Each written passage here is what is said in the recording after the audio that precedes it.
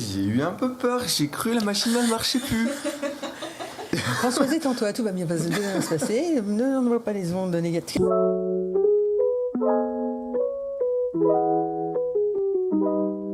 Françoise Bourri. Oui, Alexandre. Bonjour. Je veux prendre ma voix de podcasteur crooner. Comment ça va, Françoise? Ça va bien, ravi d'être là. Trop cool. Ouais.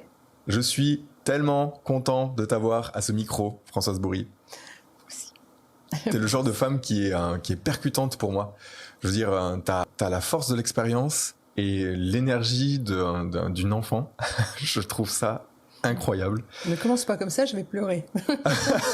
Ok. C'est mieux comme ça. Françoise. Oui. J'ai envie de commencer par t'introduire, comme je le fais à chaque fois. Et ensuite, je vais commencer à rentrer dans ton histoire avec toi. Comment est-ce que je t'ai rencontrée, Françoise? J'ai vu quelqu'un débarquer à la villa avec une énergie de malade en disant oh, j'ai un truc là, c'est trop important, j'ai trop envie que ça existe, je veux faire des ateliers à destination des personnes qui vivent le cancer et je veux les soutenir. Et là, je voyais énormément d'énergie, je voyais énormément de profusion, j'étais en mode wow, là, un truc de ouf à proposer. Et là, tu dégaines ton bouquin et la façon dont tu en parles, ça me renvoie directement à ce que ma compagne est en train de vivre en ce moment avec son père. Et je me dis, mais c'est incroyable. Ce que tu amènes, c'est en lien direct avec la posture que j'avais envie d'avoir en tant qu'infirmier. C'est comment est-ce qu'on soutient au-delà des médicaments un patient dans ce qu'il est en train de vivre en ce moment. Et je me dis, mais cette femme-là, je veux la connaître, je veux la soutenir. Et aujourd'hui, j'étais à mon micro et je trouve ça juste formidable. Salut Françoise. Salut. Comment tu te sens? Ah, très bien, je me sens très très bien. Je suis ravie, ravie d'être là et ravie d'offrir au travers de ton podcast ce que j'ai vécu et ce que je veux apporter. Ouais. Trop cool. Françoise, comment est-ce que tu aurais envie de définir ce que tu proposes en ce moment? Comment est-ce que tu en parlerais? Je dirais que c'est un outil, un moyen de garder ou de retrouver le lien avec ses proches lorsqu'on est soigné pour un cancer, qu'on soit homme ou femme, qu'on soit aidant ou qu'on soit patient, c'est conserver et retrouver le lien entre les personnes. Voilà, c'est ça. Ouais. Wow. Ça me touche, d'autant que je sais que dans ton histoire, tu as été des deux côtés, du côté aidante et du côté qui avait besoin d'être aidé.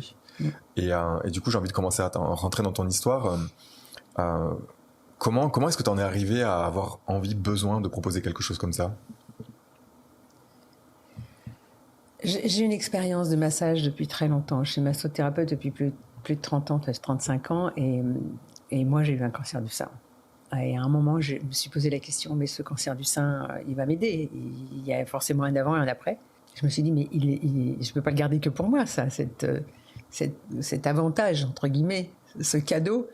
Et donc, j'ai eu l'idée d'écrire ce livre, Un massage pour un cancer, qui propose des gestes simples d'accompagnement pour justement retrouver le lien ou garder le lien avec dans les familles, dans les couples. Voilà. Ok. Rentrons dans l'histoire, la genèse de tout ça. Il me semble que ça commence à l'époque où tu apprends toi-même que tu es touché par cette maladie. Qu'est-ce qui se passe pour toi? Comment tu découvres ça?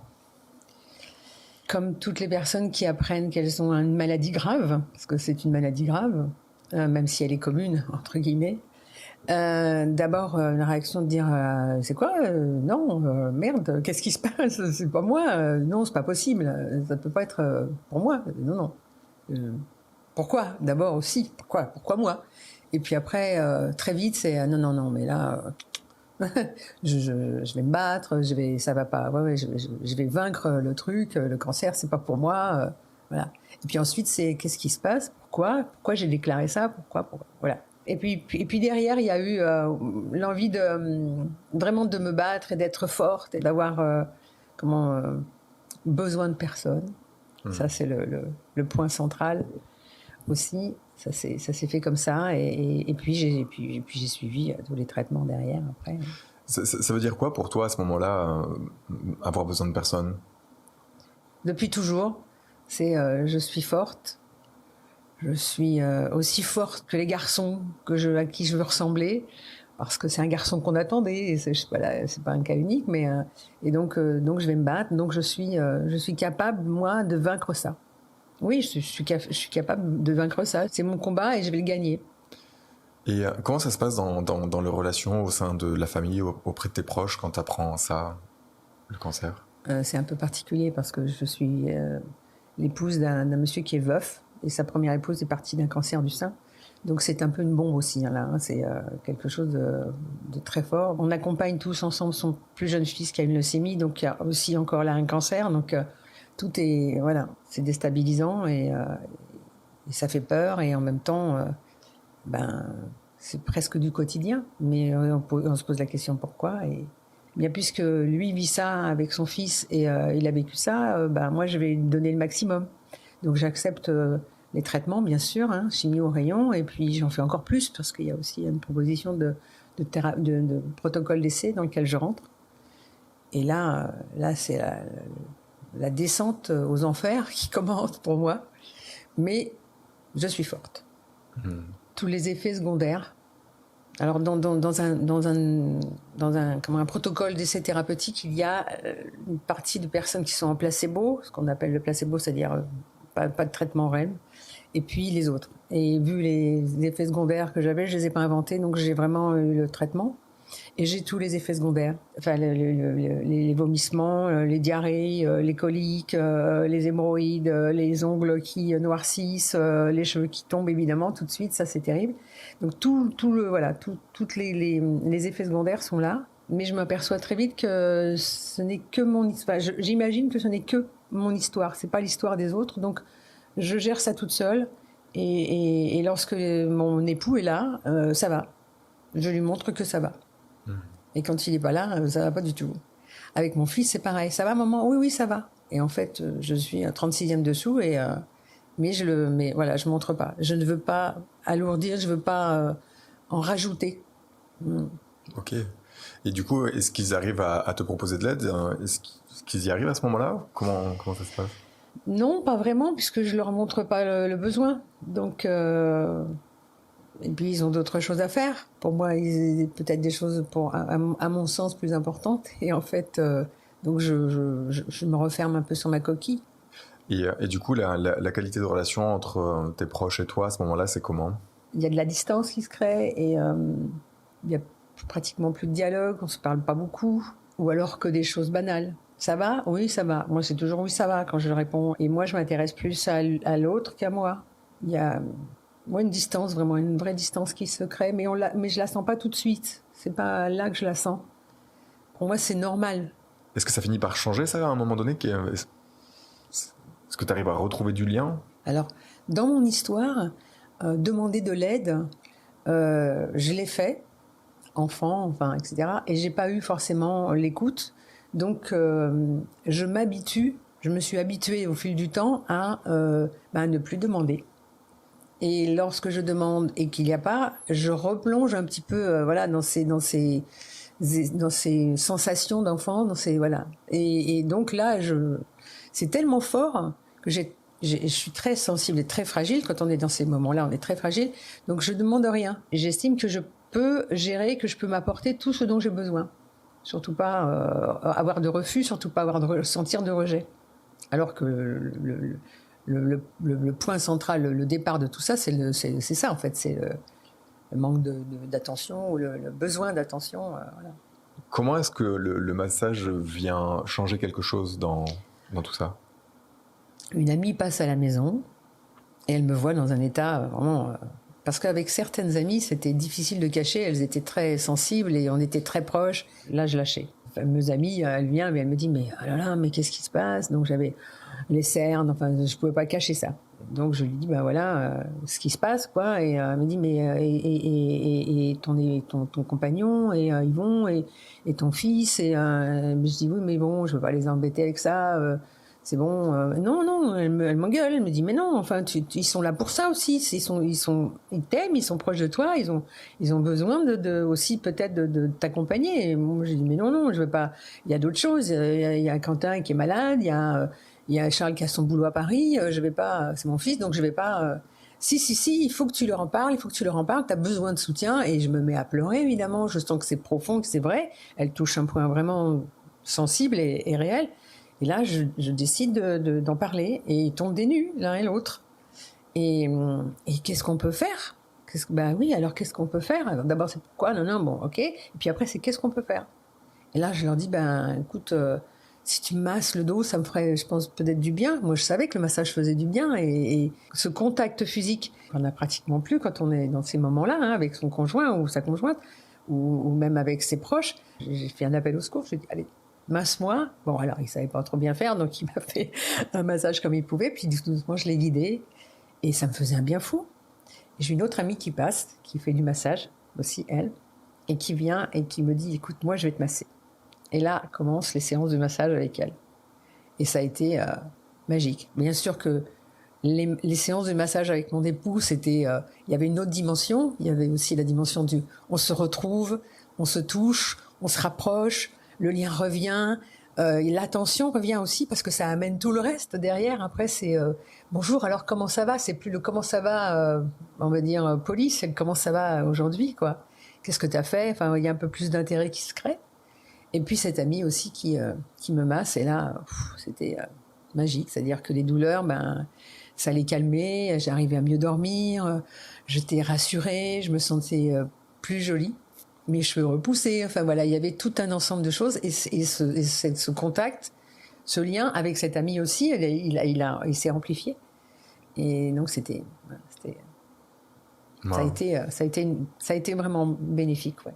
Dans ma famille, il y a une croyance que je dois être fort qui fait que je partage pas ce qui est là. Et en fait, je me rends compte que je crée de la distance par moi-même avec les autres. Les autres ont du mal à rentrer en lien avec moi, même les gens qui sont les plus proches de moi, jusqu'au moment où il y a quelqu'un qui trouve la clé qui me permet de lâcher, comme de m'effondrer. T'arrives à formuler ta demande en mode oui, j'ai besoin de me sentir vivante à travers un toucher. Et du coup, tu proposes ça au sein de ton couple.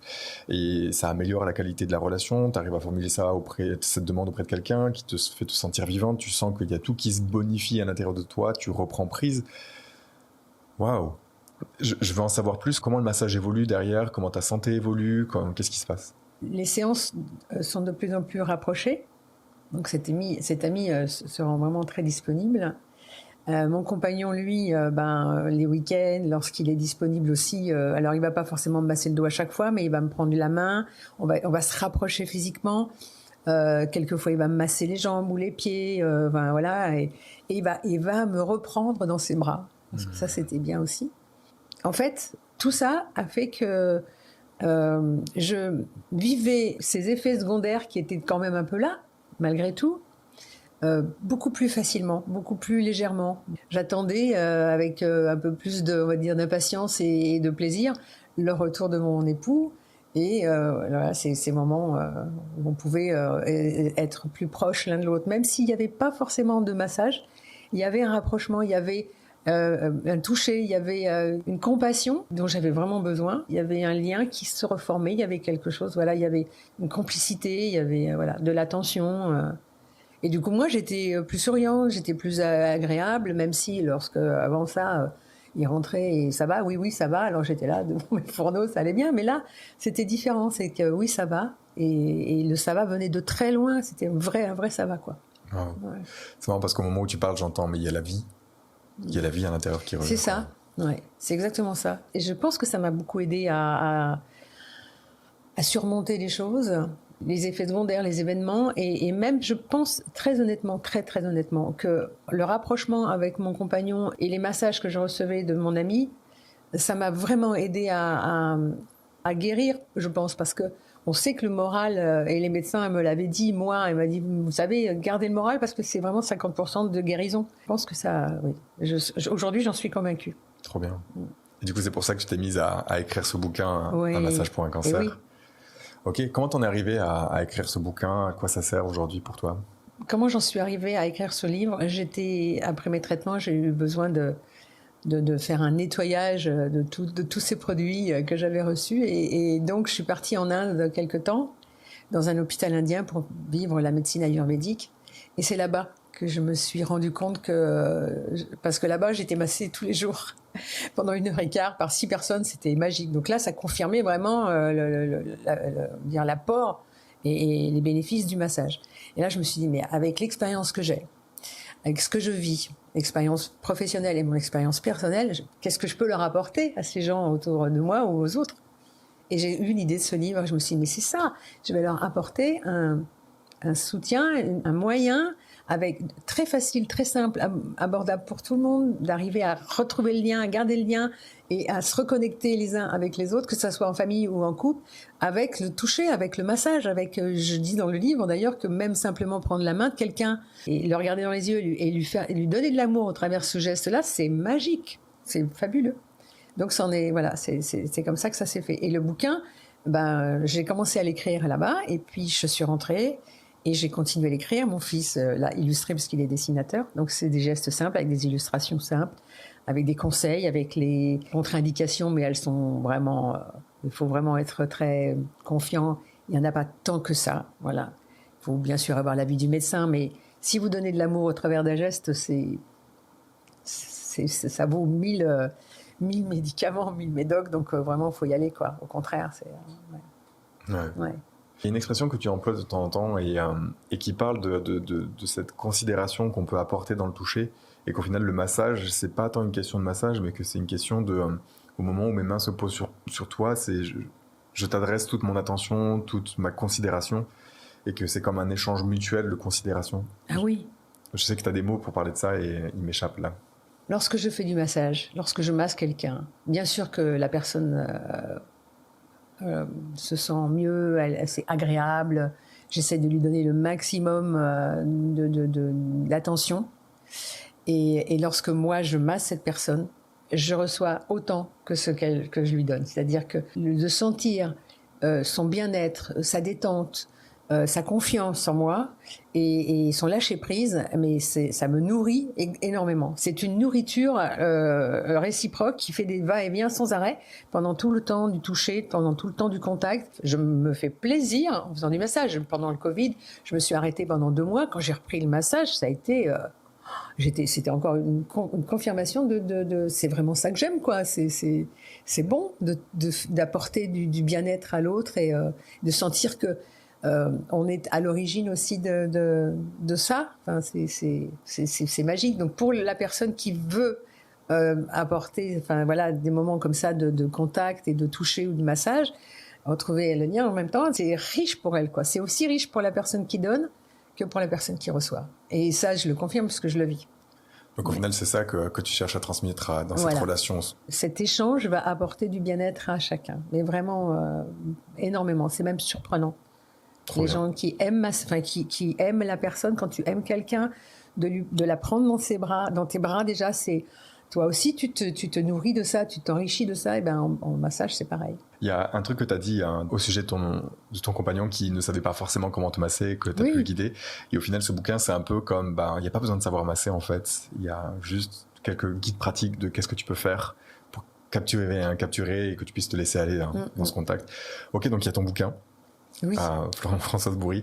Où est-ce qu'on peut te retrouver aussi? Comment est-ce que les gens peuvent rencontrer ce que tu as proposé à travers cette qualité de toucher? J'ai créé un site qui s'appelle aidantmassage.com, tout au pluriel. Sur ce site, on trouve le livre, on trouve aussi tout le descriptif de mon histoire un peu aussi, je raconte les ateliers que j'ai mis en place à la fois. Alors j'ai envie aussi de proposer des moments un peu plus intime, de proposer des moments de rencontre au sein des familles, au sein des couples, quelques gestes sur des courts moments, parce que lorsqu'on est patient, c'est pas toujours facile de rester sur une table de massage ou se faire masser pendant très longtemps. Donc voilà, il y a aussi ça. Et puis il y a les ateliers de week-end où là on peut être entraidant pour apprendre, enfin en tout cas pas apprendre, mais s'initier à un toucher. Et puis après, j'ai envie aussi de laisser libre cours à l'imagination de chacun, parce que tout est possible en fait.